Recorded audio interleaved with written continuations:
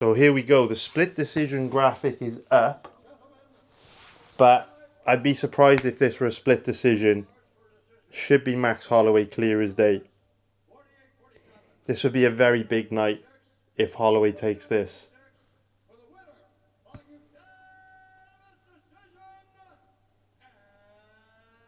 Come on, Bruce. Alright, boys, we got it done. Max Holloway. So hopefully you all tailed that bet. Hopefully you all made a bit of cash. It's been a very good night. 2 winners in live betting. Made a profit in pre-fight betting too. Obviously we hit the winner on Derek Lewis the week before that. So if you're watching my videos every week, hopefully you're making a good profit. And if you're in my live betting group, you're making a very, very good profit. So I'm going to play those clips of our live bets on Veretennikov and Johnson now. If you're not in the live betting group yet, why aren't you in the live betting group? Doesn't make any sense to me. We make a profit almost every week. It's a no-brainer. If you watch every UFC event live, you're basically getting paid to watch the sport you love. So join the team. You'll love it. You won't regret it. Thank you very much. It's been a great night. I'm delirious. I'm rambling. Just here's some clips of our live bets from tonight, and then we'll get into the breakdowns. Nice one, guys. Love you. This is one of those fights where if we are going to live bet Prado, I would prefer to do it like at least at the midway point of the fight when we can kind of see how his cardio is holding up. Veretennikov slips throwing a punch early.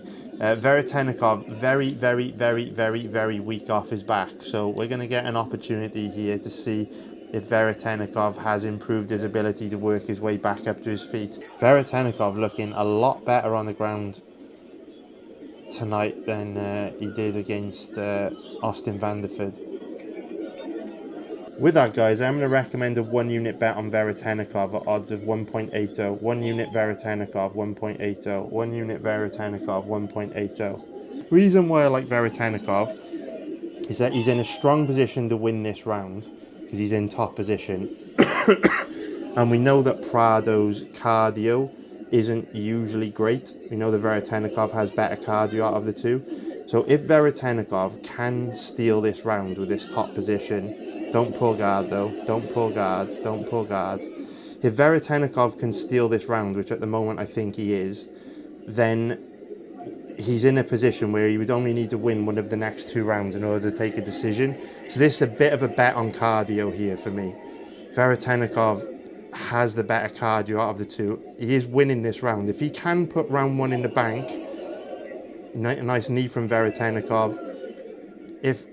Nice spinning back kick from Veretennikov. If Veretennikov can win round 1, he's in a strong position to win the fight.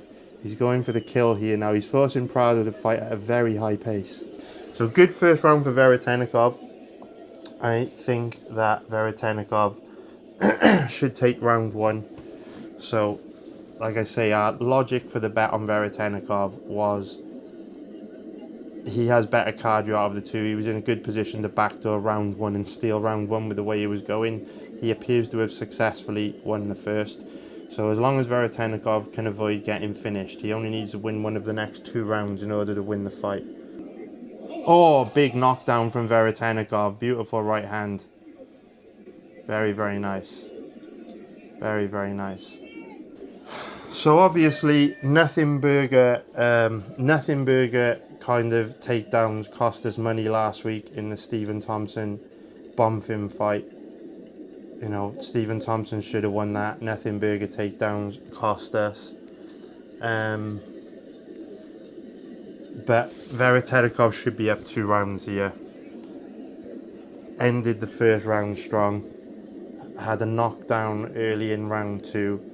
And also, after getting back up to his feet with about 1.5 minutes left to go in round 2, he did clearly outstrike Prado. So, if the judges are scoring this one correctly, Veretennikov should be up 2 rounds. But you never know with MMA judges. They cost us money with Stephen Thompson last week. So this should be 29-28. Veretennikov outstruck Prado in round 1. Knocked down and outstruck him in round 2. So this one just going to come down to whether or not the judges score it correctly. Rounds 1 and 2, Veretennikov. Round 3, Prado. Very, very good fight. Here we go, boys. Hopefully the judges get this one right.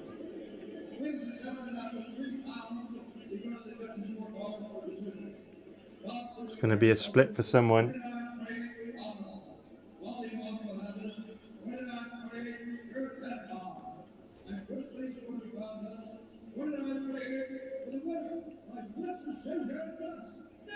Yes, boys, the judges get it right. Veretennikov with the win. So it shouldn't have been a split, but we knew it would be. We knew that it would. We knew that it would be a split in a fight like that. Judges can never make life easy for us. Veretennikov with the win. You'll love to see it. You'll love to see it, boys. So that puts us in profit tonight on live betting, and hopefully we can add to it with some more winners. Very, very nice. Appreciate you, boys. Appreciate you, boys. So good start from Johnson, just chipping away at Zellhuber. Zellhuber is one of those stubborn guys that won't shoot a takedown though. He'd rather get outstruck than wrestle. He's that type of guy. So 1:30 left to go in the round. Good round for Johnson. Another nice combination there. Johnson looking very sharp in this first round. So much better round this for Zellhuber. Just hammering Johnson with those kicks. Right guys, bet 1 unit Johnson 1.75. 1 unit Johnson 1.75. So obviously with the knockdown, Johnson should be at 2 rounds here. Kind of a similar situation to the Veretennikov fight where the knockdown should give Johnson round 2. He outstruck Zellhuber in round 1. Ooh, big combo from Johnson right at the end of the fight.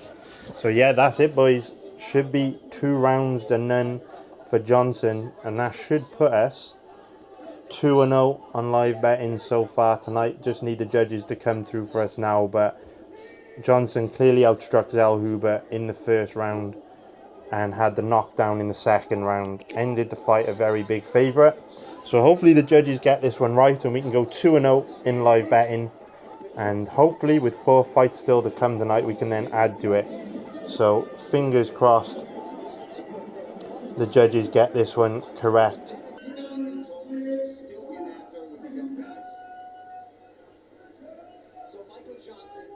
Come on, boys. We go 2-0 on the night. The judges get it right. They robbed Thompson last week. They didn't rob Johnson this week. And that's 2-0 in live betting. And with 4 fights still to come tonight, hopefully we can add to it, boys. Last week's card was so much fun. Obviously, it was made more fun by the fact that we made a really solid profit. And hopefully, we can make another profit this week. Hopefully, you're going to be able to use the information I'm going to share with you in today's video to make some extra cash. And if you want to make some extra cash most weeks betting on the UFC, join my live betting group. You'll find the link in the description below. As you can see from this incredible profitability chart, over the last 10 years, we've made a profit most weeks. I think the exact percentage is about 68% of events we make a profit on over the long term. So check out the link in the description below. If you watch every UFC event live, you're basically getting paid to watch the UFC, and that sounds like a pretty good deal to me. Let me do all the work, let me do all the research, let me guide you, join the live betting group, and just listen to my recommended bets, my commentary, enjoy the fights, and make some money at the same time. Now, let's get into some breakdown videos, and we'll start with the main event between Robert Whittaker and Reinier. So if we start off by taking a look at the odds on this one, we can see that Whittaker is the favourite at average odds of about 1.67, which is going to be minus 149 for an implied probability of 60%. And if we take a look at the odds on the Ridder, he's around an average of 2.25, which is going to be plus 125 for an implied probability of 44%. So Whittaker is 34 years old, 6 foot tall with a 73.5 inch reach, and De Ridder, 34 years old, 6 foot 4 with a 78 inch reach. So both guys the same age, but they are at very different stages in their careers. Even though there's not a massive difference in the number of fights they've had, there is going to be a massive difference in terms of miles on the clock, because Whittaker has obviously been competing against the best welterweights in the world or middleweights in the world, because he's bounced around both weight classes for, you know, over 10 years at this point, well over 10 years. So he's got a lot more miles on the clock. He's suffered a lot of injuries. Obviously, he had a lot of issues with his knees. He suffered a bad injury in his last fight against, you know, Chimaev, which we'll be getting into in a moment. So there's a lot of wear and tear, a lot of miles on the clock with Whittaker, and as a result, we are seeing him start to decline. Whittaker is a really good example of how age isn't necessarily the determining factor in when fighters decline. It's more in terms of mileage, and I always use the example of cars. So if you've got a 10-year-old car with 1,000 miles on the clock, or a 1-year-old car with 100,000 miles on the clock, even though the 10-year-old car is older, it's probably going to be more reliable than the 1-year-old car that's done 100,000 miles, because there's so much more wear and tear on the components, right? Whittaker's a really good example of that. He's been in a lot of wars. He's had a lot of injuries, and now, even though he's only just 34 years old, which isn't particularly old for a middleweight, you are seeing Whittaker decline earlier in his career than, you know, your average MMA fighter that's had an average UFC career in the middleweight division would. So even though Derrida's the same age, he's faced a much lower level of opponent, Price suffered much less injuries, taken much less damage, and put much less wear and tear on his body. So both these guys, even though they're the same age, not a massive difference in their number of fights. They are definitely on opposite career trajectories. So this fight is an interesting one for a lot of reasons. We're going to start off, as always, by digging into some X factors, and then we'll get into matching, or talking about how they match up from a technical point of view. One X factor that I think is pretty important to consider is the size difference. So we can see that Derrida, not only is he quite a bit bigger than Whittaker, or taller than Whittaker, I should say, but he's also got just under a 5-inch reach advantage, which is pretty significant. Fighters with a 5-inch reach advantage win around 67% of the time. Obviously, Whittaker is the more technical striker out of the two, and Derrida doesn't do that good of a job of using his reach. A good example of this would actually be his last fight against Bo Nickel, where he did his best work in the clinch. When you've got a long reach, you know, ideally you want to obviously fight in a safe range and use that length to chip away at your opponent from a safe distance. Derrida did his best work on the inside. So it's difficult to gauge how well Derrida is going to be able to use that length and that reach against Whittaker, but it'll obviously make it a bit more difficult for Whittaker to get inside and land. The other major X factor on this fight is obviously Whittaker did suffer a pretty bad injury in his last fight against Chimaev. You can see that he suffered a broken jaw, where you can see the teeth kind of misaligned on the bottom of the jaw. So if you just Google it, it says that the injury involved a break in the lower jaw, which resulted in 3 of his teeth being pushed back into his mouth, which is what we can see here. So some people are kind of saying it wasn't that big of a deal. Some of his teeth just fell out. This image shows the opposite. It was quite a significant injury. And obviously the problem with this kind of injury is that it can have a big negative impact on a fighter. Not always, you know, there's outliers with every trend. You know, there's going to be fighters that bounce back and do great. There's going to be fighters where the broken jaw didn't affect them that much at all. But generally speaking, just like a bad knockout will almost always have some kind of negative impact on a fighter, at the very least in the short term, broken jaws are very much the same situation. So what I would say about this broken jaw for Whittaker is that it does add, in my opinion, a significant element of risk to betting him, because, you know, a broken jaw is probably the worst injury a fighter can have at any stage of their career. But when they're already declining, and we've seen obviously significant decline in Whittaker over the last few years, you know, my question would be, is an injury like this like kind of like the final nail in Whittaker's UFC career? You know, broken jaws definitely affect durability. Obviously, just like breaking your hand, it creates a weakness there in the short term. You know, it's going to take a lot longer than 9 or 10 months, which is what it's been since the jaw break, to fully heal. You know, if the Ridder starts landing clean hard elbows on the inside or clean hard knees on the inside in the clinch, which we know he did a great job of against Bo Nickel, it's probably not going to be too difficult to cause significant damage and, you know, potentially re-break the jaw or displace those teeth again, right?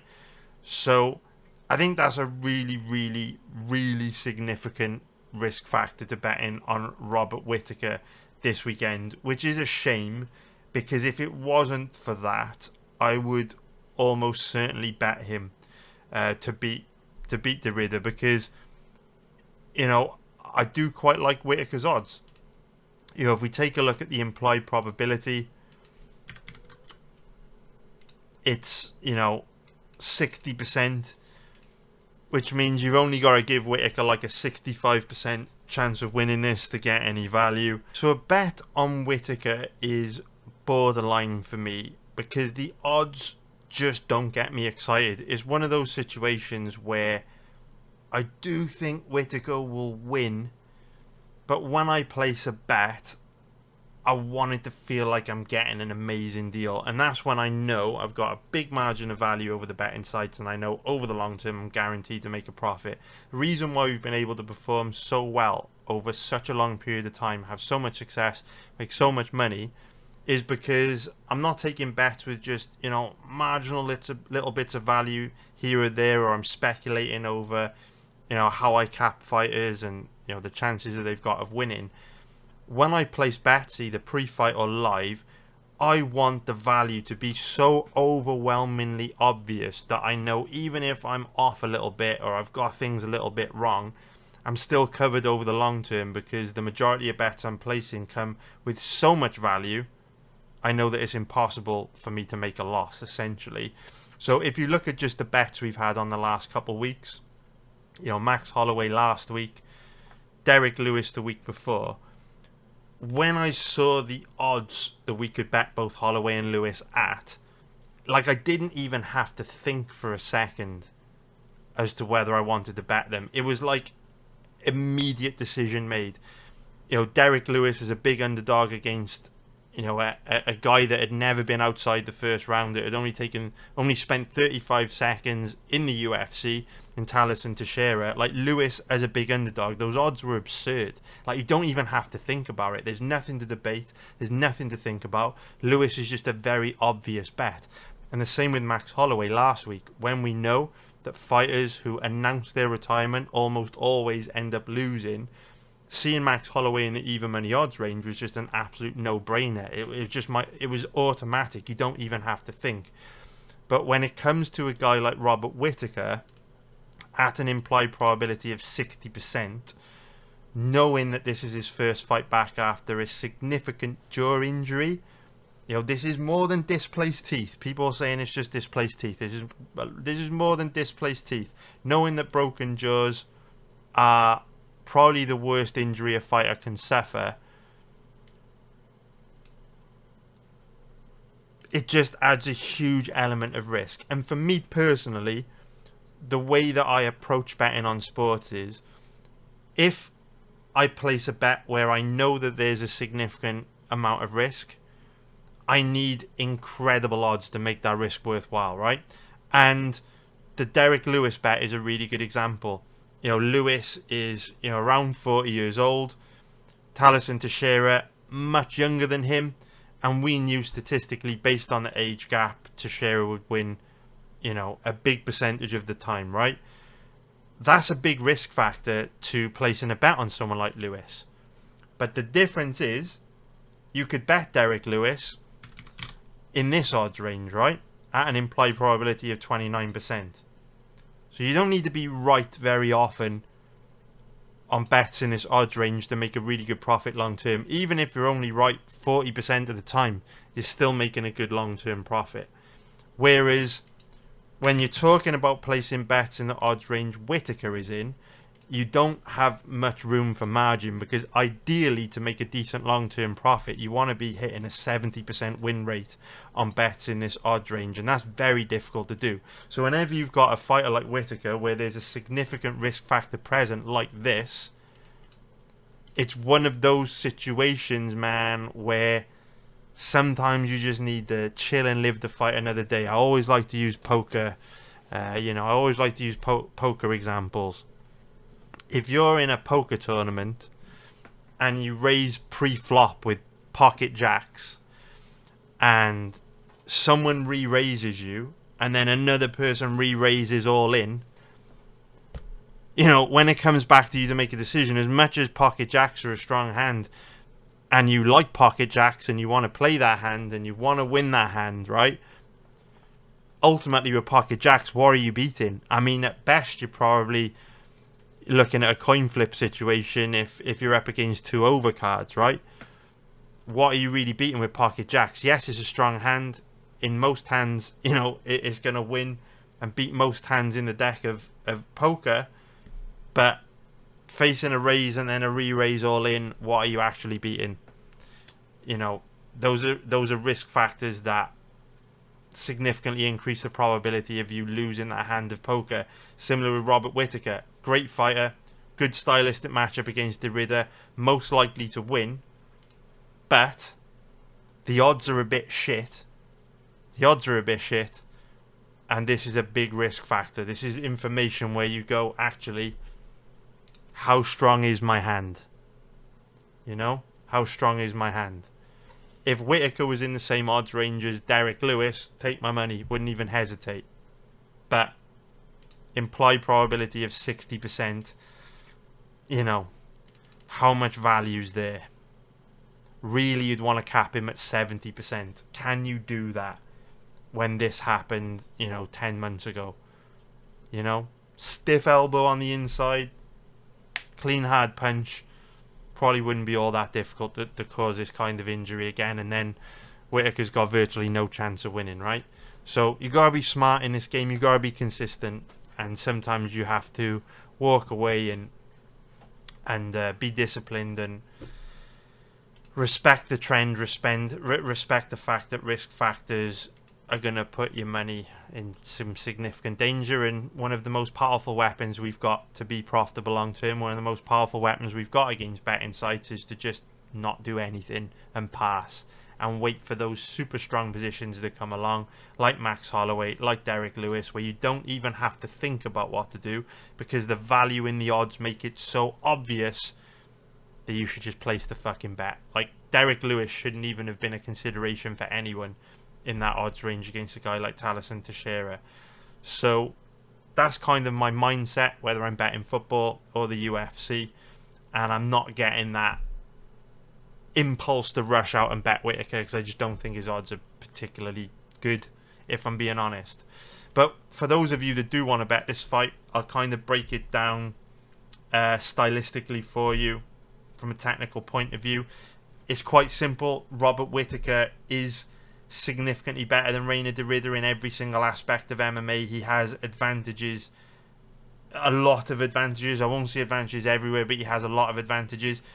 He has significantly better cardio than Derrida. Even at this stage in Whittaker's career, we know that he's got a good enough gas tank to go for 5 hard rounds. Whittaker built a career off having a great gas tank, and that's not going to change anytime soon. I will say this about Derrida though. Whilst Derrida has slowed in some of his past fights, I do want to add a little bit of context to those fights and give reasons for him gassing and why he may not necessarily gas against Whittaker. So if you look at Derrida's record, the 2 fights that stand out over the last few years where he gassed very bad was Gerald Meerschaert. Of course, the irony is that he got a submission win in round 3, but doesn't change the fact that Derrida was gassed out of his mind in this fight, and Meerschaerted himself in the 3rd round and basically imploded. But Derrida was very tired in that matchup if you go watch it back. The other fight where he was very tired was the fight against Anatoly Malikin. But I want to add a bit of context behind why we should be perhaps a little open-minded about the state of Derrida's cardio coming into this Whittaker fight. Because if you look at the Malikin and the Meerschaert fight, there are reasons why he may have slowed in both those matchups that may not result in him slowing against Whittaker. So we'll start with the Meerschaert fight because that's probably the simplest to go through. So straight away it was his UFC debut, and I never like to be too harsh on fighters that look bad or slow down in their UFC debut, because octagon jitters, you're more prone to adrenaline dumping because you're all excited and hyped up to finally be making a UFC debut.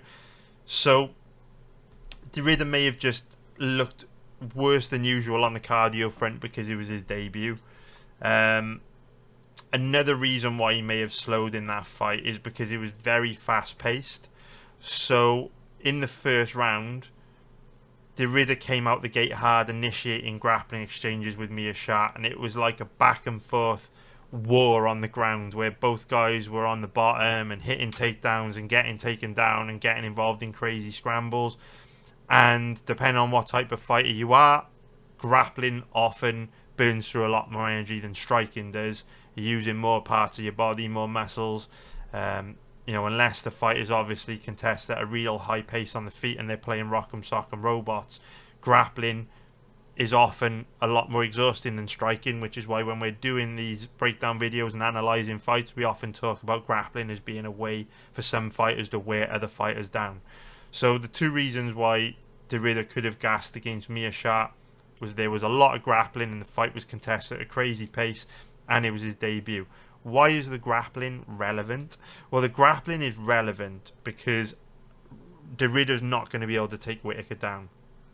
He's too stiff, he's too long, he's too lanky, and we know that Whittaker's takedown offense is brilliant, right? Very, very few guys have been able to take Whittaker down and hold him down. In fact, Chimaev might be the only guy to ever do it. I can't think of anyone else that has had a lot of success with Whittaker when it comes to wrestling. So because Whittaker is because Derrida is long and lean and lanky and very stiff and rigid and will be shooting takedowns above Whittaker's hip height, Derrida's not going to be able to out-grapple Whittaker. So this fight will more than likely take place on the feet, and as a result, it's probably not going to be the kind of fast-paced grappling match we saw against Meerschaert, which means Derrida's cardio could hold it better in a stand-up fight, which brings me on to the Malikin fight. So there was a decent amount of grappling in the Malikin fight, but there was also a lot of striking as well. But the kind of striking that we saw in the Malikin fight was very different to the kind of striking we're likely to get against Robert Whittaker. Because if you look at the Malikin fight, he basically fought like a prime Tony Ferguson or a prime Nate Diaz, where Malikin kind of just walked Derrida down, put him on the back foot, showed him no respect, and just applied relentless pressure. And that is exhausting to deal with. You know, last week we hit a winning bet on Vinicius Oliveira to beat Kyler Phillips. And a big part of the reason why we placed the bet on Oliveira was because we knew that he fought at a high pace and he would put a lot of pressure on Phillips. And we knew that Phillips would burn a lot of energy having to circle away from Oliveira and play the role of Matador. And as a result would burn through a lot of energy. And we know Phillips tends to slow. So whenever Phillips goes up against a fighter like Oliveira that can make him work very hard, he's usually going to struggle. And Malikin used pretty much the same game plan we saw from Vinicius Oliveira last week, where he just walked Derrida down, put a load of pressure on him, and got him to burn through a lot of energy on the outside, circling away. And that's why Derrida slowed in this fight. So why is that relevant to the Whittaker matchup? Well, Whittaker's not really a pressure fighter. If you look at his performances over the last few years, for the most part, Whittaker likes to stand in the middle of the octagon and kind of point fight. He likes to just chip away at you. Whittaker's not one of these really aggressive guys that's going to walk you down, force you onto the back foot. And as a result, Derrida isn't going to be, forced to exert tons of energy in a relentless grappling match with Meerschaert or, face relentless pressure against someone like Malikin. If Derrida's allowed to stand in the middle of the octagon and have a kickboxing match against Whittaker, he's not going to be burning through anywhere near as much energy. Plus, he's got 3 UFC fights under his belt now, more experience, less prone to adrenaline dumping, probably better at pacing himself. And so we're in this really weird situation where, you know, on one hand, we can make an assumption that De Ridder's cardio is bad, because in the 2 fights that have gone past round 2 in the last sort of year, his cardio has looked bad. But a lot of his fights outside of that have ended pretty quickly, which makes it really difficult for us to make a concrete determination on where his cardio is at, because the last time we kind of saw him go to decisions in MMA fights was like 3-4 years ago, and obviously a lot can change since then. So for me, I will keep an open mind when it comes to De Ridder's gas tank, because there are reasons why he has slowed, and Whittaker doesn't really fight in a way that would make him slow unless his cardio just is bad, which is possible, but you got to keep an open mind on it. So we've already touched on how they match up when it comes to striking and grappling. We'll just cap that off. De Ridder's not going to be able to grapple in this fight. I mean, look, anything can happen in MMA, right? I can't say De Ridder's got no chance of grappling, but obviously Whittaker's takedown offense, defensive wrestling is top tier. If De Ridder does have any success with grappling at all in this fight, for me it'll just be an indication that Whittaker really has declined very hard and fallen off the wagon, because De Ridder's grappling isn't good. His offensive wrestling's not good. Whenever I talk about this guy and I say his grappling's very bad, you know, a lot of people tell me I'm wrong, and he's won this tournament and he's done this and he's got this BJJ black belt or whatever. It doesn't fucking matter. When it comes to MMA grappling, he's a very low level MMA grappler, and if you have eyeballs and you understand MMA, when you watch the Gerald Meerschaert fight or the Anatoly Malakim fight, it will be painfully obvious to you that De Ridder's a very low level MMA grappler, because he gives up position a lot on the ground and is very weak off his back, and he's got no offensive wrestling. So grappling, I actually think Whittaker is levels and levels and levels above De Ridder when it comes to grappling. I think Whittaker's by far the better MMA grappler, and he's obviously the better striker as well. More technical moves, better defensively. A huge issue with De Ridder is because he's quite long and lean and lanky and tall, he's also quite slow and stiff, and very slow to react to what his opponent is doing. So he doesn't move his head very much, he's very hittable, and he is a bit of a sitting duck to the knockout. You know, most likely outcome in this fight, in my opinion, is Whittaker by knockout. I just think it's going to be very difficult for De Ridder to stand in front of Whittaker for 25 minutes with how bad his defense is and how bad his cardio's looked in some fights, and not get KO'd. But, you know, at the end of the day, this is no joke, and Whittaker has been on a pretty steep decline. So this is a real bad time to suffer an injury like this, because like I say, broken jaws are probably the worst injury a fighter can suffer, and this ain't a good time for Whittaker to be suffering an injury like that. So yeah, for me, if you do want to bet this fight this week, you have to take Whittaker. He is far more likely to win. But if you do bet Whittaker, you've got to give him like a 65 to 70% chance of winning to get a good margin of value over the bookies. And for me, that's right on the line. I can't go higher than 70%. And ideally, I would want to cap him at 70% to feel comfortable betting him here. And that's like, it's like there for me. So you got to make your own decision based on all the information available.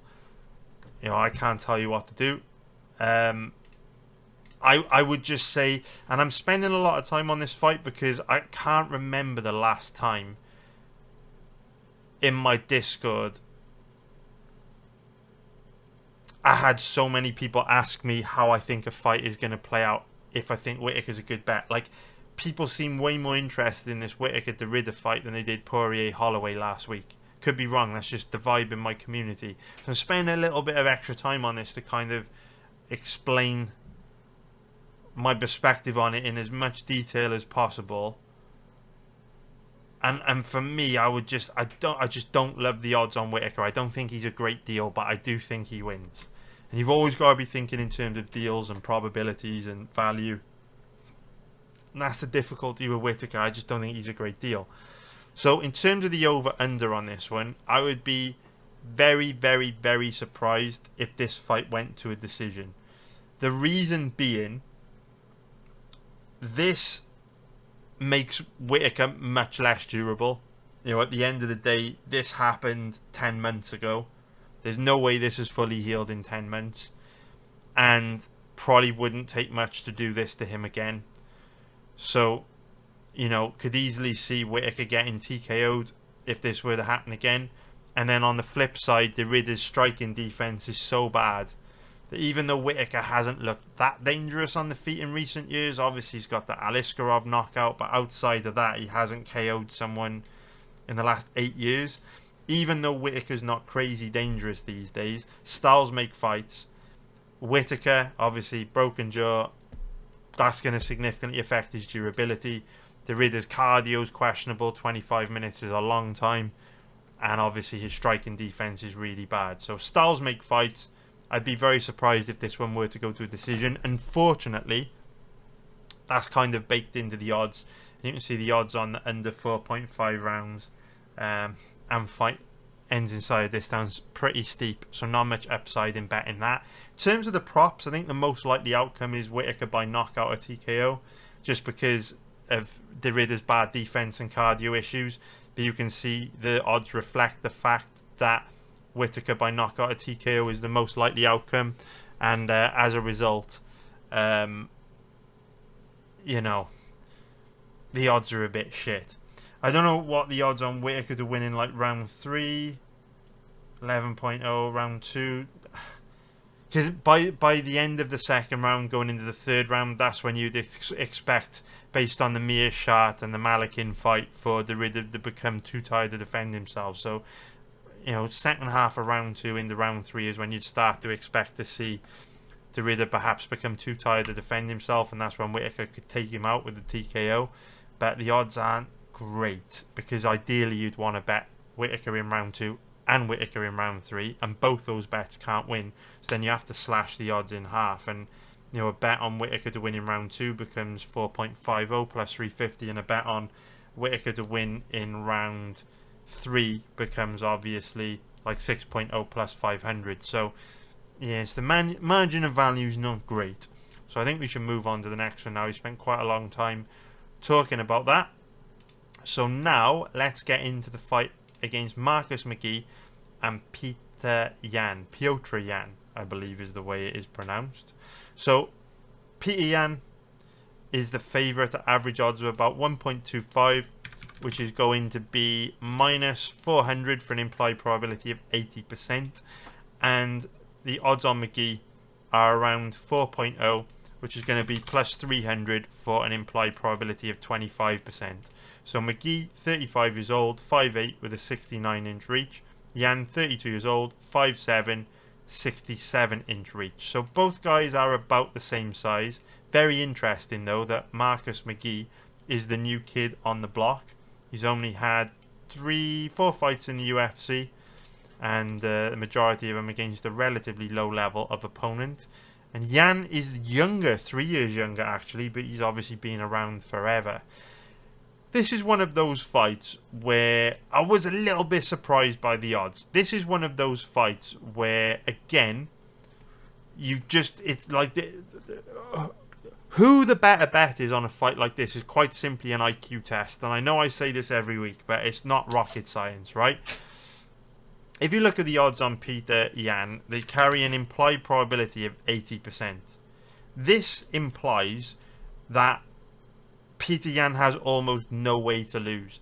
And if you're familiar with Yan's style of fighting, where he's quite passive, quite tentative at times, struggles to put his stamp on rounds, bit of a slow starter, you know, Petr Yan shouldn't be an implied probability of 80% against anyone in the top 10, in my opinion. So this is one of those fights where obviously Petr Yan has significant advantages in this fight. Obviously Petr Yan is more likely to win. If that wasn't the case, he wouldn't be such a big favourite.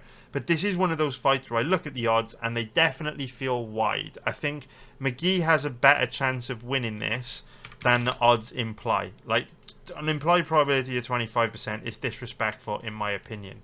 So don't want to spend too long on this one, because like I say, this fight and how you approach it from a betting point of view is an IQ test, and everyone should know the score by now. Who's the better striker? It's Peter Yan. Who's the better grappler? It's Peter Yan. Peter Yan has great cardio, durable, tough, the kind of guy you have to practically kill in order to finish. But McGhee has reasonably good striking, reasonably good grappling, reasonably good cardio. He slowed a little bit against Jonathan Martinez, but nothing major. And for me, the one thing that McGhee has got going in his favour in this fight is that Peter Yan's a very slow starter. So if you watch all of Peter Yan's fights, you research Peter Yan, you'll notice that he very often loses round one. He takes the first round to kind of chill and relax and find his range and feel his opponent out. And then as the fight progresses, he gets more and more aggressive, and he often finishes very strong. But Peter Yan loses the first round often. So if he drops the first round to McGhee, which is possible because McGhee's not bad, McGhee's capable of winning the first round against Yan, then Yan backs himself into a corner and he puts himself in a position where he has to fight perfectly in rounds 2 and 3. He has to fight in a way where, there's basically no margin of error. Because if he were to get knocked down or, make a mistake tactically or enable McGhee to steal either the second or third round, he's then looking at losing a 29-28 decision. And the reason why you see Peter Yan involved in these split decisions is because he's very passive, very tentative, and often struggles to put his stamp on rounds. So again, when it comes to fights like this, it's an IQ test, okay? You have to be insane to bet Peter Yan at an implied probability of 80%. There's just no upside. In order to find any value on this guy at all, you've got to cap him at 85 to 90%, and you just can't. This isn't the type of fight where you can cap Peter Yan at 90%. It's just not possible. If you want to bet this fight, you have to take McGhee. It's dog or pass. Who's more likely to win? It's Peter Yan. But from a betting point of view, his odds are absurd. So in terms of the over-under on this one, pretty likely, in my opinion, that this fight will go to a decision. McGhee is, a lot of his fights have ended inside the distance, but I wouldn't say he's a guy that looks like super dangerous. He's had a couple wins by knockout against JP Buys and Gaston Bolaños, but for me, he's more of a volume striker, and I think we kind of saw that against Jonathan Martinez when he faced that step up against Martinez. It was a nice, respectful kickboxing match. And, it wasn't like McGhee looked crazy powerful or crazy dangerous or anything like that. And we know Peter Yan, absolute decisionator, has been to a decision in his last 6 fights. If this fight does end inside the distance, I think he will most likely be Peter Yan by knockout. Those situations at times where Peter Yan just starts to open up and get really aggressive in the second half of fights and uncork those crazy combinations and overwhelm guys and back them up against the cage and unload on them. Obviously, McGhee's only had 11 pro fights. He's relatively inexperienced, even though he's 35 years old. He hasn't faced someone like Yan that can bring that level of violence and intensity and pace to him. Jonathan Martinez fights at a high pace, but Martinez, again, he doesn't inflict as much damage with his punches as someone like Peter Yan, who can really sit down on his shots when he throws those combinations and hurt you. So who knows, man? Maybe McGhee gets lit up by a combination and goes into a defensive shell caves and gets TKO'd. I wouldn't rule it out. But most likely outcome here, with both of them being reasonably technical, both having reasonably good cardio, is this fight goes to a decision. The odds do reflect that. But you can see the odds, very steep favourite odds to go to the decision. As a result, if you do want to bet the over and under on this, again, it's an IQ test. Let the odds do the work for you. Just go with the fucking chance that McGhee gets overwhelmed, facing a huge step up in competition, gets TKO'd, and just take the odds. You're much better off betting $1,000 on the fight to end inside the distance to make $2,000 profit than $1,000 on the fight to go the distance to make $350 profit. The risk to reward ratio makes fight ending inside the distance, an absolute no-brainer. It's not something I would bet, but if you want to bet over-under, it's an IQ test, take the under. Most likely outcome is going to be Yan by decision, but the odds are absolutely shocking. Very bad. Do not bet that. Do not bet that. If you like money, do not bet that. Dreadful, dreadful, dreadful. Yan by knockout or TKO, a lot better. A lot better. But in percentage terms, Yan by knockout or TKO is not a whole lot better than fight ends inside the distance. So if you do want to place a little bit of money on a prop to make watching this fight more interesting at some nice dog odds to turn a little bit of money into, 3 times more, I would take fight ends inside the distance, because obviously if Yan were to get flash KO'd or injured or disqualified, then fight ends inside the distance, you're covered on a freak win inside the distance for McGhee, right? MMA is a crazy sport full of chaotic, unpredictable things. You've always got to be thinking how to reduce your risk as much as possible while still getting a favourable risk to reward ratio in the odds. So now let's move on to the next one, which is going to be Shara Magomedov Dabutkin, or whatever the fuck his name is. He's reduced it now. He's going by Shara Magomedov. He's cutting off the Badabutkin thing he used to call himself. There he is, Shara Badabutkin, or whatever the fuck he's called. And he is fighting the sacrificial lamb of this card, Mr. Marc-Andre Barriault. Let's all say a prayer for Mr. Barriault really quickly, because this is probably going to be a rough weekend for Mark. He's flying over to the United Arab Emirates from Canada in a, I assume, commercial airliner, and he's probably going to be flying back to Canada in some kind of ambulance medical type plane, because he's going to be getting his ass handed to him, I would imagine, pretty violently on Saturday night. We know what this type of fight is, boys. We know what this type of fight is. This fight is in Abu Dhabi, and Shara Magomed Dabutkin, or whatever the fuck his name is a popular Muslim fighter with an exciting style. He's got a bit of charisma, and we all know what this type of fight is. This type of fight is for the Just Bleed boys, okay? This fight is so that everyone out in Abu Dhabi that loves the Muslim fighters, that's paying $3,000 for a ticket, can see Marc-Andre Barriault get sacrificed to this fucking savage that for some strange reason wears ropes on his arms. Looks like something out of a fucking James Bond movie. That's the only reason this fight exists. It's absurd. The UFC are just trying to gift a popular fighter a win so that everybody paying $3,000 for a ticket over in Abu Dhabi can have a little bit of excitement. Yay, our guy won. Fuck the Canadian that just fucking had his head kicked off his shoulders. Who cares, right? Everyone's going to be buzzing the Shara won. So it's a bit of a silly fight, and the odds reflect that. We can see that Shara is a 1.15 favourite, which is going to be minus 667 for an implied probability of 87%, which means to get any decent kind of margin of value on Shara, you've got to cap him at like 95%, which is just silly. But it does reflect the level of advantages that he does have in this matchup. Then you've got Marc-Andre Barriault, who is around about a 5.75 underdog, which is going to be plus 475 for an implied probability of 17%. Now, this is where a lot of people watching this video, well, I'm not going to say a lot of people watching this video, because most people watching this video have common sense and they understand probability. There are a small percentage of people watching this video whose mind will now be blown by the direction that this breakdown video is about to go in.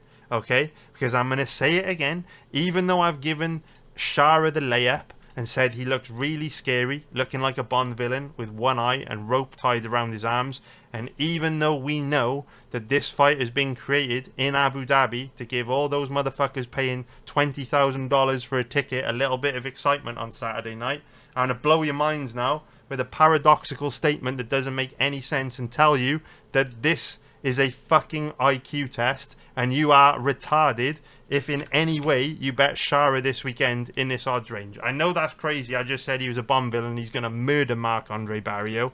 But in order to get any value on him, you've got to give him a 95% chance of winning in a cage fight to the death. It's impossible. He could stub his toe on the stairs walking into the octagon. He could break his hand throwing a punch. He could faint. He could get struck by lightning. He could get his fucking beard caught in the cage and his face ripped off. In a cage fight to the death, there's a whole multitude of ways that crazy shit can happen. And in a sport like MMA where crazy shit happens often, you do not want to be betting anyone in an odds range like this. Anybody in an odds range like this, unless there are extremely unique circumstances. So again, this is another IQ test type fight where the only fighter you should be considering betting this weekend in this matchup is Marc-Andre Barriault. And if anyone tells you otherwise, run a fucking mile, because they didn't do probability lessons in school. They have no concept of probability and what it means, because you can't cap any able-bodied MMA fighter in the UFC at 95% against Marc-Andre Barriault. It's not because Marc-Andre Barriault is good, but it's because Marc-Andre Barriault has 2 arms and 2 legs, breathes and has a face. That's literally, how we break down probability, and that really understanding what an implied probability of 95% means. I know his implied probability on Shara is 87%, but to get that value, you need to cap him at 95. It's fucking absurd. So in terms of how these two match up stylistically, obviously Shara is more likely to win. He's a dangerous striker, a dynamic striker. He's tough, he's durable, he's got decent cardio, true legit knockout power in every limb on his body. He looks like a Bond villain. He looks great when he's greased up and taking pictures like a fucking movie star, and they're going to love him in Abu Dhabi. And Marc-Andre Barriault is slow and flat-footed and doesn't really have any power in his hands, and he's probably going to get violently KO'd within about 3 minutes. But there are ways in which this fight could get dicey for Shara, and that's why you can't cap him at 95%. The first way that it could get dicey is that Shara's striking defense ain't great. So he fights with his hands down low, chin up high, and he does get in a lot of reckless exchanges where he stands right in front of his opponents, plays rock'em sock'em robots. It only takes 1 clean shot to land to knock him out. And while Barriault doesn't really have knockout power and doesn't have too much power in his hands, if you look at his record, from time to time he can knock someone out, right? Yes, Julian Marquez, Bruno Silva, they're not on the level of Shara, but everyone's head is made of the same stuff. And not impossible that Barriault could land a kill shot, just flash KO Shara out of nowhere. Unlikely, can happen. So, Shara gets involved in a lot of reckless exchanges. He also counters power punches with kicks a lot, which is very dangerous. So, a lot of the time, if you come forward, pressure Shara, and look to throw punches at him, he will plant his feet and he will kind of counter with a body kick, which means he's quite often off balance and can be leaning into the power punch, which increases the probability of him getting knocked out.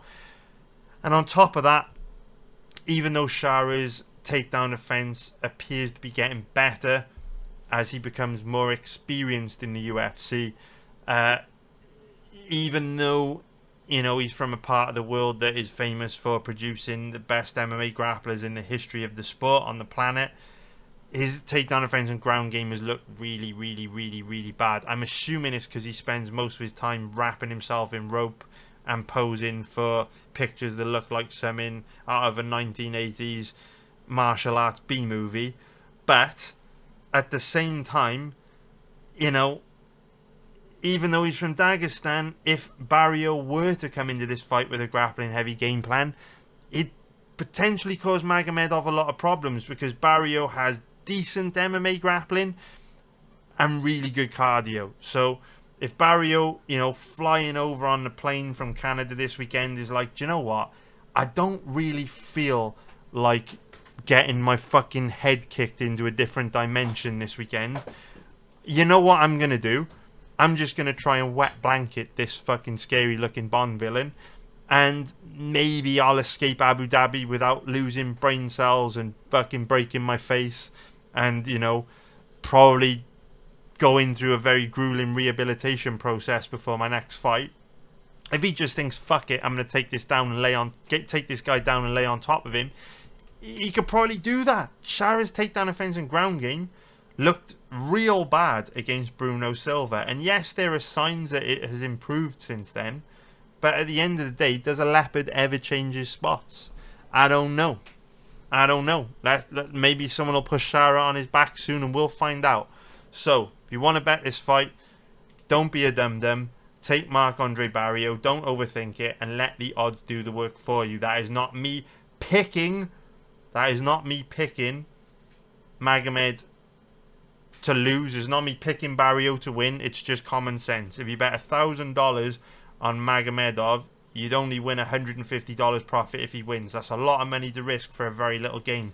If you risk $1,000 on Mr. Marc-Andre Barriault, you'd get at least $5.5 grand back. Those are the type of risk to reward ratios you want to be looking for in a cage fight to the death, where anything can happen. So in terms of the over-under on this one, the main over-under is set at over 1.5 rounds. This is a tricky one for me, because if Barriault uses grappling in this fight, I think the over 1.5 rounds wins easily, because I think he'll be able to drive Shara up against the cage and kind of hold him in the clinch and wear on him a little bit in a similar way to what we saw Antonio Trocoli do in a fight that went deep into round 3. And obviously if Barriault is able to hit takedowns, that's even easier for him to run the clock down, because he can just kind of lie on top of Shara and neutralise the threat of his striking. So if Barriault comes into this fight with a grappling heavy game plan, over 1.5 rounds is one of the greatest bets I've ever seen, because Barriault does have the MMA grappling to kind of stifle Shara either on the ground or up against the cage in the clinch. And you know, I don't really see Shara being able to do a whole lot to stop him based on the Trocoli fight. Problem is, if Barriault doesn't grapple, he's probably going to get brutally KO'd in the first round. So the over 1.5 rounds is a tricky one without knowing what Barriault's game plan and strategy is going to be. But over 1.5 rounds is very tempting. That might be a bet you want to think about this weekend, because like I say, if Barriault, avoids striking with Shara, which any logical person would do because his striking is really evil, then over 1.5 rounds is looking great. But do you trust Barriault to fight smart? He's not a fighter who is exactly famous for fighting smart, which is the reason why his record is very, very colourful. Lots of red and lots of green. Fight IQ is not his strong suit. But then at the same time, when you look at a guy like this, you're probably not all that smart either, right? So that's why in fights like this, where we're likely to get some chaos, just take the big underdog, don't overthink it. In terms of fight to go to a decision or not, again, let the odds do the work for you. Very steep favourite odds on fight not to go to a decision. So you probably want to bet on the fight to go to a decision, just play the odds. Most likely outcome is obviously Shara by knockout or TKO, but the odds are absolutely dreadful. So hopefully you found that useful. Now, let's move on to a fight which is far more interesting from a betting point of view, and very interesting from a live betting point of view. I'm hopeful we're going to be able to live bet this one and make some money. I'm hopeful we're going to be able to live bet every fight on this card and make tons of money. But fights like this, they could be very, very good, because there's a good amount of footage on both guys, and if you spend time researching the strengths and weaknesses of both guys, these are the fights which come with a lot of opportunities. So if we start off by taking a look at the tail of the tape, Almabayev, 31 years old, 5'4" with a 65-inch reach, and Ochoa, 24 years old, 5'7" with a 67-inch reach. So Ochoa, bit of a reach advantage, bit of a height advantage as well, and he is obviously quite long, quite tall. If we take a look at the odds, we can see that Almabayev is the slight favourite at average odds of about 1.83, which is going to be minus 120 for an implied probability of 55%. And if we take a look at the odds on Ochoa, he's around an average of, we'll say 2.0, which is going to be plus 100 for an implied probability of 50%. So this is where it gets interesting, right? These are the kind of odds ranges that I love, right? It's why I was all over Holloway last week. I love analysing fights in this odd range, because if you can just lean 60-40 one way or the other, you can find a nice plus EV bet, a nice strong position to put your money, right? So this is a very, very interesting fight. probably next to Bryce Mitchell and Said Nurmagomedov, probably the best fight on the card. Like, probably the most interesting fight on the card, because both guys are so well matched. Where do we even begin? I tell you what, we'll open up by just telling you my lean, and then throughout the analysis I'll kind of try and explain why I lean this way. So my lean is going to be Ochoa, right?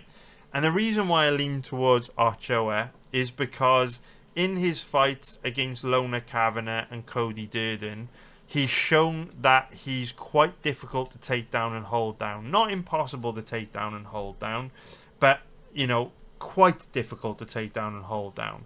And Almabayev, with him only being 5'4", even though he's a very good MMA grappler, he's not the most physically imposing MMA grappler. So he's good at spamming takedowns, and he's good at out-hustling you, and he's good in the scramble. But he's not the kind of guy that has that crushing grappling control to hold someone like Ochoa down. So when Almabayev is facing guys who are really weak off their back, because he's a very high-level MMA grappler, he can kind of out-hustle them and keep them down and take them down if they get back up, and it's all gravy. But when Almabayev runs into someone like Ochoa, who is very difficult to hold down, that's when Almabayev's lack of physicality in grappling positions can really start to cause him some problems. And for that reason, I think this is most likely going to be a stand-up fight, because what we've also seen from Almabayev, we saw this in the Manel Kape fight, is when Almabayev felt like he wasn't going to be able to take Kape down and hold him down, he completely abandoned his grappling. So he shot a few half-assed takedowns on Kape, where he really didn't try that hard to get the fight to the ground. And when Kape completely neutralized the threat of the takedown, Almabayev thought, fuck this, I'm going to waste any more time and energy trying to take him down. I'm just going to stand and strike. And so with how difficult Ochoa is to take down and hold down, I'll make a bold statement. I think Ochoa is harder to take down and hold down than Manel Kape, with Almabayev abandoning his grappling against Kape, with Ochoa being harder to take down and hold down than Kape. We're probably going to see Almabayev abandon his grappling against Ochoa too, which would make this a stand-up fight. And so the reason why I lean towards Ochoa in this fight is because I believe he has the better MMA striking. But I'm going to put a bit more detail behind that statement, because the statement of better MMA striking is very subjective, right? So if you ask me who the more technical striker is, I would tell you Azu Almabayev, Zulfikar. He is the more technical striker out of the two. His movement is great. His defense is great. He's very technical. He throws a nice diverse range of strikes at a good volume. The problem that Almabayev has with his striking is the same problem that he's got with his grappling. He just lacks physicality. So even though he moves very well on the feet and he's very technical, when he lands on you, doesn't really hurt you, doesn't really inflict much damage. And Almabayev is more of a point fighter. Very technical, but just kind of touches you. And guys like that often struggle to really leave an impression on the judges, because yes, they might be matching their opponent in terms of volume, or maybe even slightly edging them, but if they're not actually doing the same damage, it's not going to have too much of an influence on the judges at the end of the day, right? If you look at the two fights from last week, Veretennikov versus Prado, or Michael Johnson versus Zellhuber, if you look at the striking stats, probably not a massive difference between Johnson and Zellhuber, or Veretennikov and Prado. But then if you look at the first two rounds of both those fights, it was clear that Veretennikov and Michael Johnson were landing the far harder, more damaging, more impactful shots. And the same could probably be said about the Vettori versus Brendan Allen fight as well. If you look at the stats from the first and second round, you know, the striking stats are probably pretty close. I think Vettori actually outstruck Brendan Allen in the first round by the numbers. When you look at the damage inflicted, it was clear that Allen was inflicting significantly more damage, right? And who ended up winning the decision? Brendan Allen. Jose Ochoa, while he may not be as technical as Almabayev, or he may not, you know, land the same volume as Almabayev, he might not have the diversity in strikes that Almabayev does, with Almabayev mixing up his kicks and his boxing very nicely.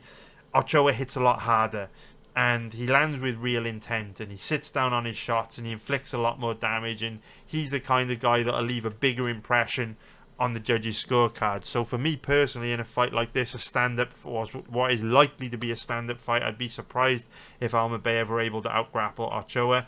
You know, at the end of the day, MMA fights are supposed to be scored on effective striking, effective grappling. Damage is supposed to rank very highly in the scoring. If this is going to be a stand-up fight, Ochoa is likely to inflict more damage. Gotta go with Ochoa for me. Ochoa is going to be my lean, but it's a great fight, very competitive fight, a great fight for live betting. Hopefully when we can make a very nice profit on, like I say, we make a profit on 68% of UFC events in live betting over the long term, and these are the kind of matchups where we have a huge edge because we take the time to research these fighters, understand them inside out, upside down, and that is what gives us our huge insight, our huge edge on Saturdays when we go to war and we punch the bookies square in the dick. So let's take a look at the over-under, and we can see that the odds are actually more generous than I thought they would be on Fight Goes the Distance. Obviously, it's still, you know, moderately favourite odds, but if you look at Almabayev's record, 3 of his last 4 have gone to a decision. 2 of his fights outside of the UFC went to a decision, albeit Zach Makovsky, obviously former UFC fighter, former NCAA Division 1 level grappler. And this fight almost went you know, into the 4th round as well. This fight went pretty deep. So styles make fights, and we can see Ochoa, you know, went to a decision against Lona Kavanagh. Cody Durden obviously capitulated in round 2 when he got tired, but styles make fights. The way these two match up, I think it's quite likely that this fight will go to a decision. So those odds are actually pretty tempting. Simply because neither of these guys are really that dangerous. They're more volume strikers. They both got great cardio. They're both tough. They're both durable. And they're both volume strikers. Neither of them have got that much power. So for that reason, I think it's pretty likely this fight goes to a decision. Most likely outcome, in my opinion, for this fight would be Ochoa by decision. The odds actually aren't that bad on that. 4.0 plus 300. Double the payout you get on Ochoa. I'd be surprised if Ochoa were to knock Almabayev out, I'll say that. So if you want to sprinkle a little bit of money on this fight to make watching more interesting, Ochoa by decision could be the bet for you. So let's move on to the next one, which is going to be Bogdan Guskov versus Nikita Krylov. And really speaking, you know, we get a lot of fights like this every week on the UFC. But this is the first fight in this series of videos I'm recording where we're going to talk about the dilemma we face most weeks on many fights. And the $1 million question is, will Krylov fight in a way that gives him the best chance of winning, or will he make life difficult for himself? The eternal question that lies between us and making billions of dollars. If every fighter fought smart and did the thing that gave him the best chance of winning, we'd all be very wealthy. But you got guys like Krylov that you can't trust to do the thing that gives them the best chance of winning, and that's really what the main topic of this analysis video is going to be. So we will start off by taking a look at the odds, and we can see that Krylov is the favourite at average odds of about 1.52, which is going to be minus 192 for an implied probability of 66%. If we take a look at the odds on Guskov, he's around an average of 2.70, which is going to be plus 170 for an implied probability of 37%. So Guskov, 32 years old, 6'3" with a 76-inch reach. Krylov, 33 years old, 6'3", 77.5-inch reach. So both guys pretty much the same age, pretty much the same size. This is Krylov's fight to lose. Could be one of the easiest fights of his career if he fights smart. If Krylov grapples, he will probably win this very easily, because Guskov's takedown offense and ground game has looked very bad. So Krylov has, you know, there have been some fights throughout Krylov's career where he's slowed, but in recent years his cardio's got a lot better. So if Krylov comes into this fight with a grappling heavy game plan, he should be able to take Guskov down pretty easily and absolutely dominate him on the ground. Guskov, his takedown offense looks really poor, his ground game looks even worse. Krylov can dominate this fight. It'll look like an absolute cakewalk if he decides to grapple. Question is, will he grapple or will he look to stand and bang? If he looks to stand and bang, Guskov is the more technical striker, the more dangerous striker, and Guskov will most likely win. This fight is going to come down to how much grappling we get from Krylov. To be fair, you know, in his last few fights, he's grappled quite a lot. Didn't grapple against Dominic Reyes and got knocked out, but Reyes very difficult to take down and hold down, much more difficult to take down and hold down than someone like Guskov. So, you know, decent amount of grappling in these two fights against Spann and Oezdemir. If he grapples against Guskov, like I keep saying, easy night's work for Krylov. So from a betting point of view, if you want to bet this fight, I would take Krylov. There's no way I would take Guskov here with how bad he is on the ground. It just doesn't make sense. Krylov does like to grapple, will most likely grapple, and will probably win very easily if he does grapple. The problem is, in this odds range, you would have to cap, you know, Krylov at like 70 to 75% to get any value at all. And because we can't 100% or 75 to 80% of the time trust him to grapple, for me there's no value here. This is one of those fights where the odds are exactly where they should be.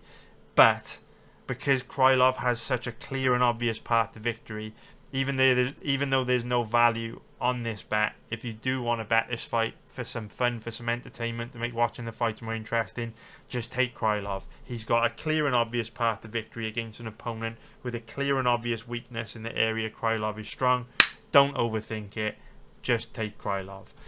In terms of the over-under on this one, again, I will say the same about the over-under in this fight that I would say about the over-under in the Barriault versus Shara Magomedov or whatever the fuck his name is fight. The probability of this fight going over 1.5 rounds is really determined by how much grappling we get from Krylov. If Krylov comes out with a grappling heavy game plan, very likely the over 1.5 rounds hits, because he'll probably just spend a bit of time working for a takedown in the clinch, which runs the clock down, and then spends a bit of time on top of Guskov with some grappling control, which runs the clock down.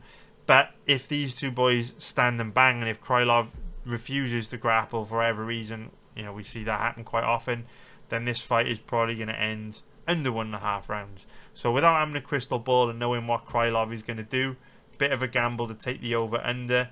But in situations like this, you know what I always say, just let the odds do the work for you. And we can see the odds are far better on over 1.5 rounds than they are on under 1.5 rounds. And if we know that a grappling heavy game plan will give Krylov the best chance of winning, and we know a grappling heavy game plan would be the logical thing to do, and we know a grappling heavy game plan from Krylov increases the probability of this fight going deep, absolute no-brainer to take over 1.5 rounds instead of under 1.5 rounds. In terms of the most likely outcomes, Krylov inside the distance by submission would be one I would scout, but the odds are absolutely dreadful. We can see Krylov by decision, most likely outcome, so you want to give that one a miss. So hope you found that useful. Now let's move on to another extremely good fight. Looking forward to this one, another great one for live betting. These are the kind of fights where we have a huge edge. So if you're not in my live betting group this week, why the hell not? It's an absolute no-brainer. So Bryce Mitchell versus Said Nurmagomedov. There's so much to talk about when it comes to this fight. I don't even know where to begin. Let's start with the odds and go from there. So Bryce Mitchell is the favourite at average odds of about 1.71, which is going to be minus 141 for an implied probability of 58%. If we take a look at the odds on Nurmagomedov, he is around an average of 2.20, which is going to be plus 120 for an implied probability of 45%. So Bryce Mitchell is 30 years old, 5'10", with a 70-inch reach, and Nurmagomedov is 33 years old, 5'8", with a 70-inch reach. So we can see both guys about the same age and about the same size. I do, however, just want to reference an article, which I will leave a link to in the description below, because this article is very, very relevant to this particular fight between Mitchell and Nurmagomedov. It is this article here. Do Muslim fighters have an advantage in the United Arab Emirates? So, I'll leave a link to this article in the description below. I'll cover it briefly now, as brief as possible. And this article, if you watch this video, I'll go into a lot more detail. So, where do we even begin? Alright, let's talk about the answer to this question. We'll start here. Do Muslim fighters have an advantage in the United Arab Emirates? After extensive research, which you can watch me conduct in this video here, the answer is yes. So, Muslim fighters beat non-Muslim fighters over 70% of the time in the United Arab Emirates. Now, when I first discovered this statistic, my first instinct was that's got to be due to favourable matchmaking, right? Because if you've got, you know, a bunch of fights on cards in the United Arab Emirates, like Magomedov versus Marc-Andre Barriault, we know that Magomedov is Muslim. We know he's going to win a very high percentage of the time. We know the UFC have given him a very favourable matchup to please the majority Muslim crowd. Just like if they were doing an event in London, they would pack the card full of British fighters and give a lot of British fighters, you know, favourable matchups, so that the fans paying $500 for a ticket have got something to cheer about. They want to see their own guys win, right?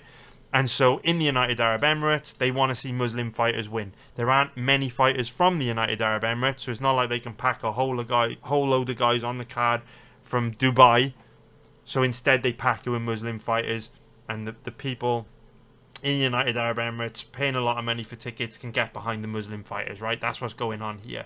So when I discovered the stat that, you know, Muslims win over 70% of the time against non-Muslims, I thought a big part of that percentage is going to be down to favourable matchmaking. So if you watch this video, I actually go deeper on this, and I analyse the win rate for fighters that are involved in competitive matchups, Muslim fighters against non-Muslims in competitive matchups. And obviously I apply some of my own discretion in terms of what I would determine a competitive fight to be.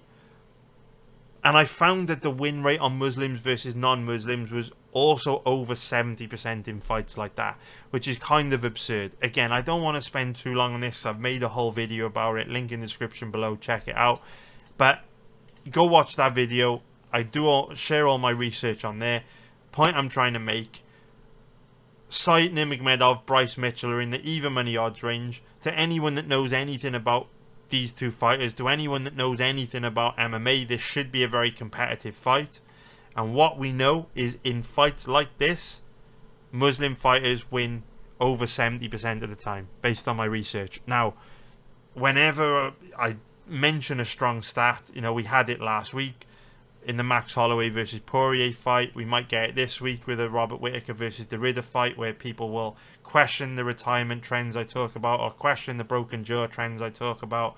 This week people will question the home advantage in the United Arab Emirates for Muslim fighters trend that I'm going to talk about. But ultimately, there's no trend that's going to be 100%. So you will always be able to find outliers and exceptions to the rule. But the whole point of trends is that you can use them to get really good risk to reward ratios and really favourable odds and plus EV bets over the long term, right? So if you look at, you know, this fight as an example, if we know that over the long term Muslims beat non-Muslims over 70% of the time on events in the United Arab Emirates, and we know that we can bet Said Nurmagomedov at an implied probability of 45%, that's a 35% margin over the bookies, which is a huge margin of value. So that's where trends can become very powerful. It's like Max Holloway last week. If we know when fighters mention retirement before a fight, they almost always lose that fight, You know, when you can bet Max Holloway in this odds range, that's a massive margin of value, because at worst you can cap Holloway at 60-65%, get a nice 5-10% margin. Same thing applies here, right? The way that I approach fights like this, before I even get into considering how they match up from a technical point of view, is you've got to use some common sense and logic. And you have to think, what is going to be an easier path to making a profit betting on the sport of UFC long term? If I want to make a profit betting on the UFC over the next 30 years, is it going to be easier for me to bet on the 30% of the time where a trend like Muslim fighters beating non-Muslim fighters in the UAE fails, right? Because if we know that Muslims only beat non-Muslims 70% of the time, 30% of the time, 1 in 3 fights, they're going to lose. Is it easier for me to cherry pick bets on guys like Bryce Mitchell and fight against a strong trend? Or is it going to be easier for me to make a profit over the next 30 years, just being patient and waiting for situations where I can bet guys like Said Nurmagomedov in this odds range and just ride the waves of the trend? Have the trend in my favour, the wind behind my back. It's a lot easier to push a boulder down a mountain than up a mountain, right? And you don't have to bet Said Nurmagomedov this weekend. It's not what I'm saying. But what I am saying is you don't want to fight a strong trend. A lot of people fought a strong trend on Dustin Poirier last week. Probably didn't work out that well for him. You do have the option of not betting. It's one of the biggest weapons you've got against a betting site. But you don't want to fight against strong trends. And so for me personally, one of the reasons why I've been profitable on this sport for so long, I don't fight trends. Unless I can get very, very favourable odds. And we used the example of Derek Lewis earlier on, where we went against the age trend. But the odds on Derek Lewis, obviously big underdog odds. So the decent risk to reward ratio is there. With a fight like this, where they're both in the even money odds range, you know, you'd have to bet Bryce Mitchell as a favourite. For me, it just doesn't make any sense to bet a guy at an implied probability of 58% when you know there's a 70% trend that favours Said Nurmagomedov over the long term. So I just want to cover trends there. People misunderstand trends all the time. I'll talk about trends in my videos and then people will be like, oh, well, what about this guy? And what about that guy? And what about the time that this happened? And what about the... And they just don't get it. They don't get it. A trend is not 100%. There will always be exceptions to rule and outliers. Nothing I say is 100%. 1 in 3 times, this trend will fail. But it's far easier to bet when you know 70% of the time, if you just bet blind, your guy's going to win, than trying to cherry pick the 30% of the time when they lose. So straight away, that puts me off a bet on Bryce Mitchell this weekend. Straight away. Which is a bit of a shame, because this isn't a terrible matchup for Mitchell, and Mitchell was one of the first names that jumped out at me as a potential bet this week. But I've got to be honest, this was one of those fights where when I looked at both guys and I did my research on this matchup and I analysed how they both match up stylistically, after kind of researching it, I did start to lean towards Nurmagomedov. The caveat to that is I lean toward Nurmagomedov if he fights in a certain way and uses a certain game plan, similar to Krylov against Guskov. This is a really, really, really good fight for Said Nurmagomedov if he fights with a very specific game plan and strategy. And if he doesn't use that very specific game plan and strategy, I think this will be a tough fight for him. But he does have a very clear and obvious path to victory, similar to Krylov, which we'll be talking a lot about in this breakdown. So in terms of how they match up stylistically, Nurmagomedov has got a huge advantage when it comes to striking. He fights long, he's got good movement, he's good defensively, nice diverse range of attacks. We know Mitchell's very bad defensively, no power in his hands, tends to take a lot of damage in fights. Nurmagomedov can chip away at Mitchell and outpoint him and outstrike him very easily. Now, when it comes to grappling, it's an interesting one. So Nurmagomedov's offensive wrestling is better. Nurmagomedov's takedown defense is better. So Nurmagomedov is better at getting opponents to the ground and better at defending takedowns.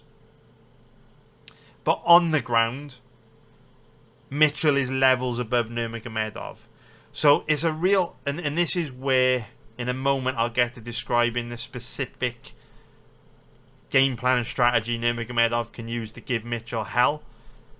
But the key thing to understand in this fight is Mitchell's not great at getting opponents to the ground. He lacks physicality with takedowns, but then bizarrely on the ground he has an abundance of physicality, and it's quite unusual. But a lot of Gracie fighters, a lot of the old Gracies had this issue where, Damian Maia is probably the best example. There's certain MMA grapplers who don't have very much physicality with wrestling at all, but then when they get you down, suddenly they have crushing physicality. And Bryce is very much like that. Wrestling lacks physicality, but on the ground, guy's a nightmare. So I don't think Nurmagomedov wants to be on the ground with Mitchell in this fight. I give Mitchell a decent advantage there, which is a crazy thing to say, right? Because it's a Nurmagomedov. He's a guy from Dagestan. But Mitchell's ground game is pretty formidable. It's pretty special. He's got incredible grappling control, some of the slickest back takes in the UFC, and a nasty submission game. If this fight goes to the ground, I think Mitchell will cause Nurmagomedov a lot of problems. We've seen Nurmagomedov lose scrambles and run into trouble on the ground against a guy like Vinicius Oliveira. As much as I love Vinicius Oliveira, we bet him last week to beat Kyler Phillips. He came through for us. But Mitchell's just another level on the ground. Problem for Mitchell in this fight, he's not very good at getting fights to the ground. And so if Nurmagomedov uses his very, very good MMA grappling in reverse to keep the fight standing, he could probably just bounce around Mitchell all night and chip away at him and outpoint him. Because the skill gap on the feet is huge. Nurmagomedov is a significantly better striker. So even though we think about Nurmagomedov as being a grappler, this is actually one of those fights where he has a huge advantage on the feet. And he's long and rangy and has got good footwork and movement. So he can just bounce in and out of range and chip away at Mitchell from a safe distance. And every time Mitchell comes forward to close a distance and grab a hold of Nurmagomedov to take him down, Nurmagomedov can just see that level change coming, circle away. Similar really to the problem that Mitchell ran into in his last fight against Gene Silva. Nurmagomedov can use his elite MMA grappling in reverse to keep the fight standing. And if he does that, he should win the fight easily. Now, the problem with a guy like Nurmagomedov is, obviously, in his DNA, he's a grappler. So most of his fights end up on the ground. Grappling is his comfort zone, his happy place. So is he disciplined enough? Is he smart enough to play the role of matador, use his grappling in reverse, keep the fight standing? Or will he get dragged into grappling exchanges, which then opens the door for Mitchell to win the fight? It's difficult to say because all of Nurmagomedov's fights involve grappling. And if he grapples against Mitchell, I think it ends badly for him. So, in order for Nurmagomedov to win this fight, he's going to have to use a game plan strategy we don't usually see from him. But he's very capable of using that game plan and strategy, which makes this a very interesting fight. Now, the final thing we really need to talk about with this matchup is cardio, right? Nurmagomedov does have a tendency to slow down a lot as fights wear on, but you know what? Mitchell often slows down a lot as fights wear on as well. So I don't think Nurmagomedov's gas tank in this fight is going to be as big of an issue as perhaps it has been in some past fights. Because I wouldn't necessarily say that Nurmagomedov has bad cardio. He just fights at a very high pace, which means he burns through a lot of energy and slows down. It's not like he just tires for no reason, right? It's not like a fighter that just gasses. His output is very high. So, when you summarize everything I've said, for me, knowing that Muslims beat non-Muslims over 70% of the time on fights in the United Arab Emirates, knowing that Nurmagomedov will have the crowd behind him, the judges on his side, home advantage, knowing that he has the skill set to execute a game plan and strategy which will cause Bryce Mitchell big problems. Even though my initial lean was on Mitchell this week, I have flipped it to Nurmagomedov.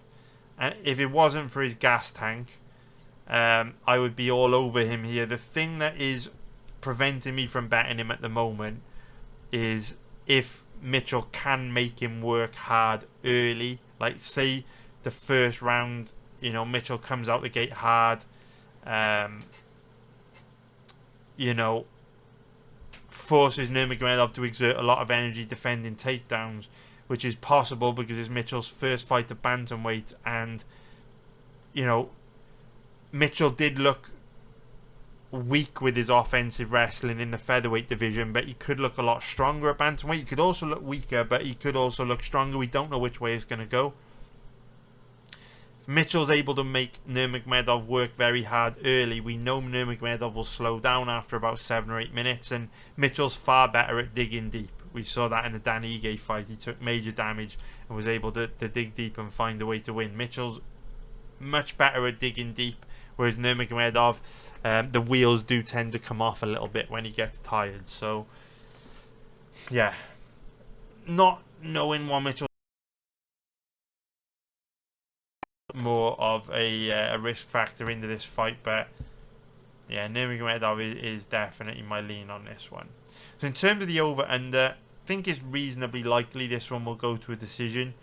If it does end inside the distance, I think it'll be Bryce Mitchell by submission. I'd be very surprised if Nurmagomedov were able to finish Bryce. Nurmagomedov does have the odd submission here and there, but Bryce is not going to be easy to submit. Dude's fucking crazy. He's the kind of guy you have to practically kill in order to finish. And most likely outcome, I think, is going to be Nurmagomedov by decision. Because let's be real, just trying to find the odds on that, of which I am struggling. You can probably see it. I am struggling. Where the fuck is it? Who cares?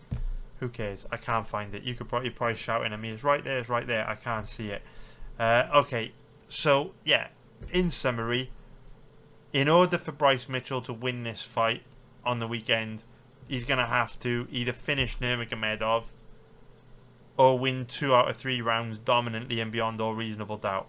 Because we know if this fight is relatively close, the judges are more than likely going to favour the Muslim inside Nurmagomedov. Some people might not like to hear that, but Guru's done a video on this, and the data is the data at the end of the day. I'll leave a link in the description below to the research I did on this. So, it's not going to be easy for Bryce to win this weekend, but I hope he does, because he's already speaking Arabic in the fight week interviews. He's mad as a box of frogs. He's fucking mental. He loves Jesus, and I think if he does beat, Nurmagomedov in the United Arab Emirates, the post-fight interview from Bryce is going to be one for the ages. I wouldn't even be surprised if he does it in fucking Arabic, knowing Bryce Mitchell. The guy's mental. So, hopefully he wins. Hopefully we get that post-fight interview. Praying he does. I'd love it. But I do think it's going to be difficult for him to get a win against a Muslim in the UAE, because it's difficult to beat Muslims in the UAE. The numbers don't lie. So I hope you found that useful. If you did, please hit the like button below. Subscribe if you haven't already. Check out my website, link in the description below. Join the live betting group if you like money. Don't join it if you hate money. If you're a communist, if you're a Marxist, definitely do not join the live betting group, because we make so much money that you're just going to hate it. You're going to absolutely hate it. Only join if you like money and if you're a filthy capitalist like me. Nice one, boys. Have a great weekend. Hope you make a lot of cash this weekend. I'll See you all next week. Nice one, guys.